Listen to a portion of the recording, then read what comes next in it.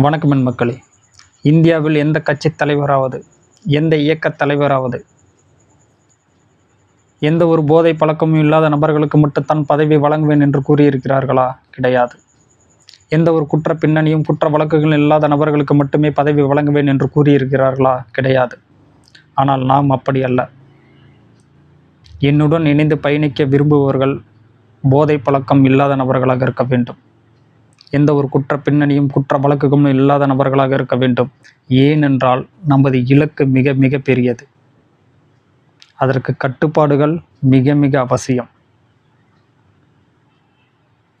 என் மக்களே, ஆளும் கட்சியிடம் அதிகாரம் இருக்கிறது.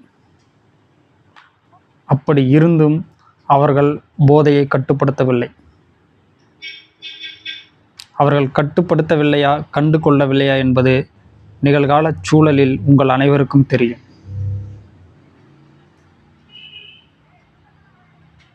என் மக்களே, இளம் விதவைகள் அதிகமாகி உள்ளனர். இதற்கு காரணம் போதை.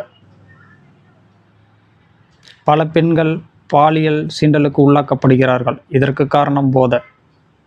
கொலை, கொள்ளை, திருட்டு எல்லாம் நடைபெறுது. இதற்கு காரணம் போதை. மாநில அரசும் ஒன்றிய அரசும் உடனடியாக இந்தியாவினில் மருத்துவத்துறையை தவிர போதைப் பொருட்களை முற்றிலும் அழித்தொழிக்க வேண்டும். மக்களே, உங்களுடைய கருத்துக்களை நீங்கள் கமெண்ட் பண்ணுங்கள். நன்றி மக்களே.